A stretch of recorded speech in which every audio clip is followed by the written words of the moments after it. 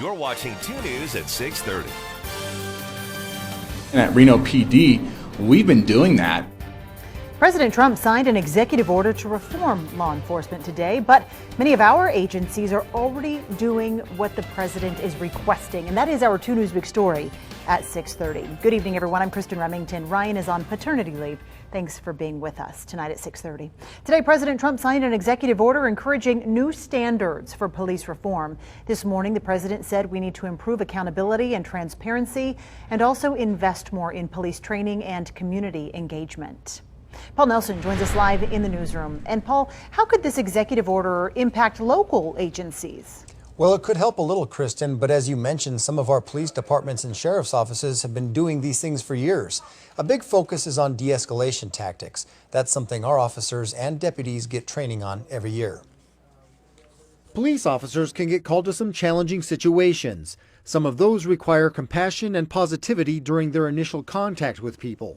We're helping people in some of the most difficult and trying times of their lives, and we're not looking to make those situations any worse. The Reno Police Department has a social worker available for some situations and an officer designated for issues related to homelessness. There's also a team trained to recognize possible addiction or mental health issues and resolve those incidents peacefully.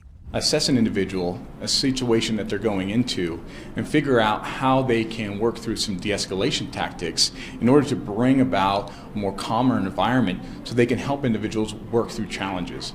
The president says he wants to see police reform without undermining the officers. Sheriff Darren Balaam says that's very important for safety reasons.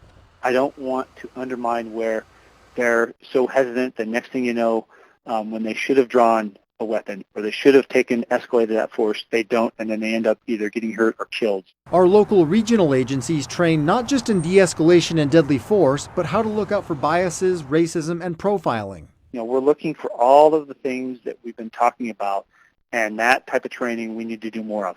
Each agency has a rigorous hiring process and has to get certified through the state. Balaam says no matter how good law enforcement might be, there's always room for improvement. We can always do better, and we always should be striving to see where we can improve and be more efficient and build those relationships.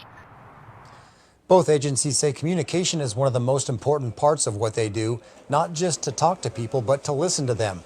Residents can also join the Citizens Police Academy to learn more about officer training. Covering the story live in the newsroom, Paul Nelson, 2 News. Paul, thank you.